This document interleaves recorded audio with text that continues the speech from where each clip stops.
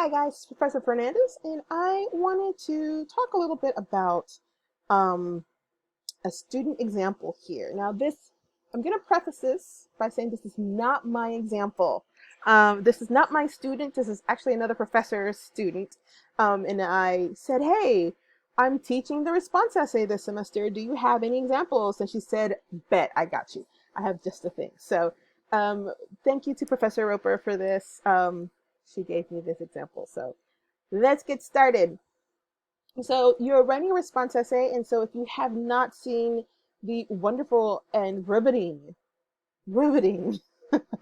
lesson I have just done on a response essay, please go back and watch it, okay? There are some things that this essay does that I did not say to do in the lesson. And I'm going to point that out when we get there.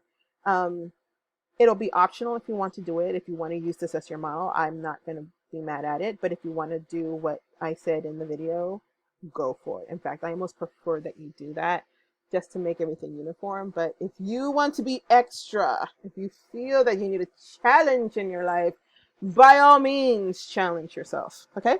So let's get started.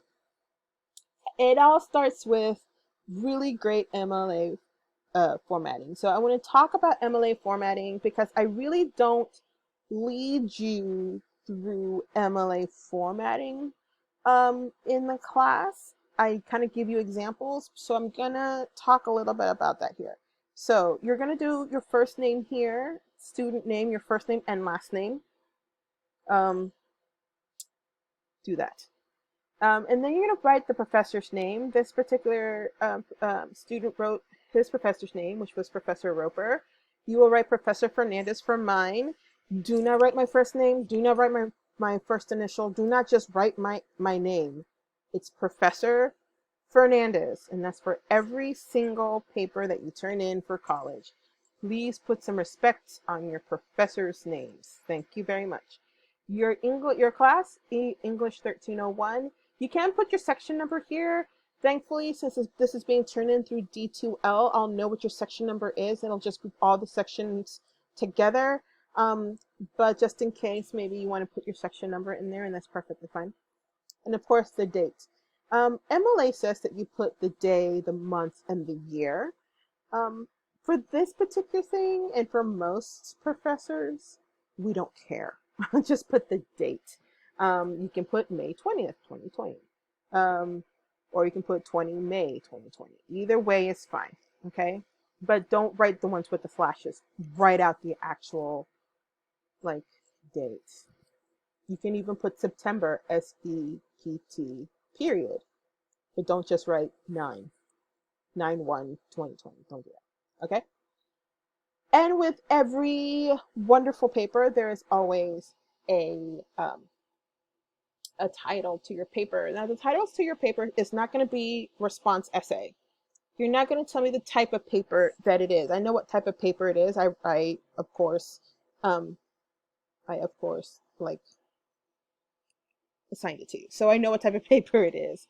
The reason why you want a title here is that I actually start grading your paper here, right?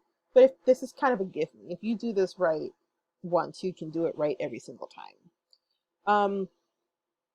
I start grading here. I start grading from the title down. And so if your title is response essay or the title of the thing that you're responding to, that is not a title. So I want an actual title. That's part of the paper, okay? So I want you to notice that this paper is written double spaced. That is part of MLA. So if it's single spaced, let me show you what single space looks like, if I can do this here. Yeah. Single space looks like that. Let me do it with all of it. Or actually with this. Single space makes my eyes cross. I cannot grade it. I literally cannot grade single space papers. You see how short that is? No. Double space. So you want to click the doohickey here. You can barely see it. It's on the top of the screen, but it's 2 arrows, one going up, one going down if you're in Microsoft Word. And you're going to hit 2.0, and there you go. Okay? So that's double spaced. Do you see the difference between single spaced and double spaced? You want those to be double spaced. I literally, my eyes cross. I cannot grade single space. I will push it back. And then if it's still not fixed, I will give it a 0 and move on. I literally cannot see it. So double spaced. Now we have our first paragraph here, which is an introductory paragraph. And in the introductory paragraph, we actually have 2 sentences. It's not bad. It's not bad. I prefer 3, but I'm not going to lose sleep at night if there's only two sentences. I will lose sleep if there's only 1. I want a full paragraph for my introductory paragraph, okay? So it starts off with a question. What is minimalism? Not bad to start off with a question, but here's what I'm going to tell you. You get one of these for the semester. If you're going to use a question to start off for the semester, or a question to start off the paper, and you're going to use it on the first paper, that means for the rest of the semesters, you don't get to use that at all. And if you get me for 1302, you don't get to use this at 1302 at all. So be very judicious, right? They start off with, what is minimalism? Some may think of minimalism as another way to describe giving up things you want or choose to live a life of self-denial. However, Living with Less, a Lot Less by Graham Hill conveys valid and clear reasons for the positivity of simple living, and help me appreciate minimalism in a new light. Okay, so this is really, really good. This is the thesis. Right, so the thesis is the second paragraph, and it's right where I actually like my thesis statements to be, which is the last sentence, or the second to last sentence of the intro paragraph. I'm a stickler for a couple of things, but I'm a super stickler for that. That's where I need the thesis, and that's where I go first to double check to make sure you have your thesis. All right. So I know by this that I have the title of the thing that this person is responding to, which is what you want. You want the title of the thing and who created it. That's what you want. Okay? So the title of the thing and who created it goes in the thesis. All right? And then gives me what they think this thing is about. That's it. That's your thesis. That's it. That's all you got. That's it. Right? And then what the thing is about and what they think of it. Right? Now, if you remember from the lesson, your second paragraph is the summary. Right? It's the summary. I does not go here. This is not where you give your opinion. Your opinion does not go here. Again, your opinion does not go here. So let's read a little bit through this. In Living with Less, a Lot Less, Graham Hill discusses how happiness does not have to come from material things. From his own example, Hill relates the idea that excess material things can lead to stress and discontent. Hill also emphasizes that reducing how much we consume can have several benefits. Hill argues for minimalism by, for example, discussing how cutting unnecessary things can have a positive effect on the earth and on our emotional states. He concludes that with the idea that having certain material wants isn't necessarily bad, but simplicity can absolutely be positive. That is like an amazing summary. I love that summary, right? For someone who's never read this, because I've never read this, right? Again, this isn't my student. This is somebody else's student. This is fantastic. Hey, this helps. Notice he's not giving his opinion in this at all. There's only one little caveat here. He can just use the last name Hill right here. So I'm going to delete it for the student here. This is why. In your intro paragraph, you've already mentioned his full name, Graham Hill. So anytime after you mention the full name, right? So you want to mention the full name in the intro paragraph, more than likely in the thesis. You get to use the last name of the writer. Done, right? And he complies with that, or the student complies with that here and here, but they didn't here. They restated the name. You don't have to restate the name, okay? Not bad. Okay, so here is where we get off the rails a little bit, and not in a big way. So I don't want you to think, oh my God, they did it wrong. No, no, no, no. They did it right. Remember in the lesson, I said paragraph 3 and 4, you pick one thing each and you write about it, give your opinion about it, describe it and whatnot, right? So this particular person did more paragraphs. So I asked you to do a 5-paragraph essay. This person did a 6-paragraph essay. It's not wrong. They just did an extra paragraph.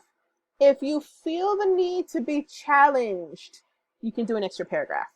But if you just want, if you're just like, yo, this is not the paper to challenge myself, I'm really just trying to make it this week, then make it this week. Just do 5 paragraphs, okay? So let's look at the second body paragraph.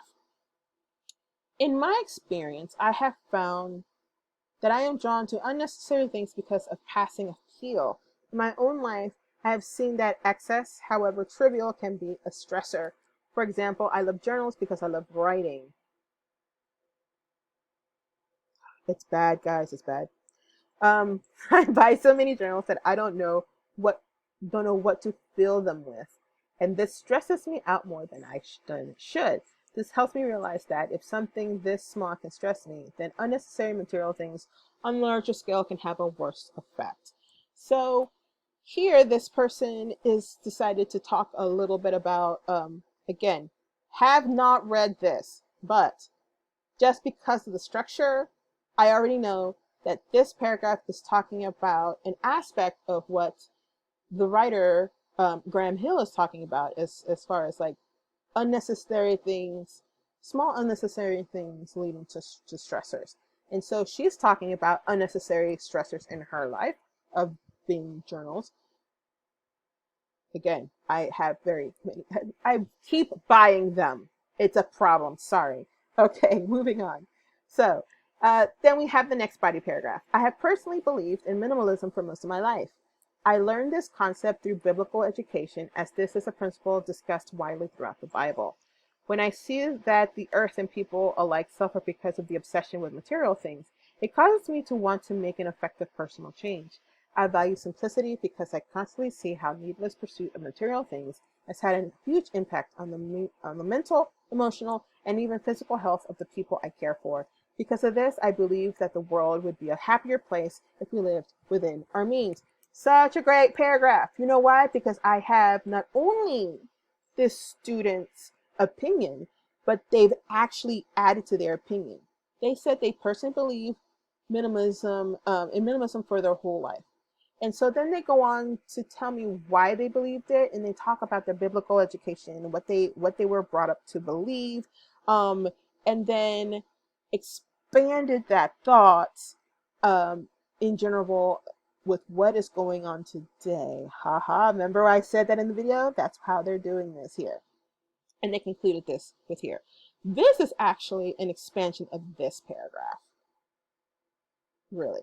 Could you put these two together? I wouldn't, because they're both kind of different subjects. But it's really, this paragraph right here is expanding on this paragraph, right? Which is why this particular student probably has, or why this particular student has 6 paragraphs instead of 5. Again, not wrong, right? Not wrong at all. Again, if you want to challenge yourself, go for it. You only need 5 though, right? And so we move on to this paragraph, which is the third body paragraph. It's true that I've always supported minimalism. However, my views on it were expanded because I didn't fully understand that the same minimalism applies to people of different means. Hill's story initially sounded like a rich person teaching an unrelatable lesson. However, through this article, I realized that most people cling on and strive for things that we don't need, whether it's within our means to survive for these things This article helped me understand what understand that we should all examine what we really value and reevaluate what we are dedicating our time and resources to. Okay, so again, it's expanding this thought. So these three are all expanding a thought here. So we have the idea of minimalism, and like, yeah, minimalism is kind of cool, and I was down for minimalism, and I learned about minimalism in church and in my biblical education, and I've always supported it. However, this is where I differ from the video or from the reading. Boom, this is how I explain it. I didn't fully understand, but this is how it is now. Da, da, da, da. 1, 2, 3, right? Those 3 body paragraphs. If they wanted to get rid of this paragraph and not have it, they would be fine. I would give it an A, right? So that's perfectly fine. But instead, because, the student wanted to say, you know what? I'm feeling good. I look cute. I'm just going to expend a couple of thoughts here because why not? Feeling cute, adding a paragraph to my English essay. So they added another paragraph to their English essay.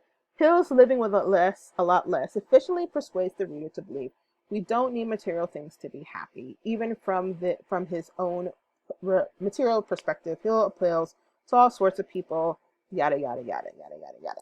Okay? So again, just expanding what was already said.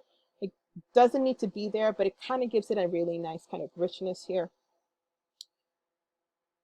I want you to look at the conclusion paragraphs, my friends. Conclusion paragraphs are awesome. So you actually need a paragraph for your conclusion paragraph. You need a conclusion paragraph for your paragraph. Okay, a whole paragraph. And so let's read it through. Let's see what the student said. What is the takeaway? You get one. You get one question. You get one. One. Not one per paper, just one. Whether in the conclusion or in the intro, you get one. Use it wisely. Literally, you can do this. You can just do this. Hill's living with less, a lot less, uses clear reasons supporting minimalism and helps me appreciate it in a new light, which connects well to my own experience with minimalism. The article expanded my beliefs as I understand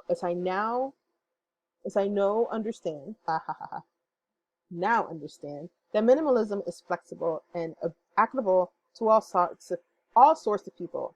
Finally, Hill gave clear principles to support why all would benefit from choosing to live more simply.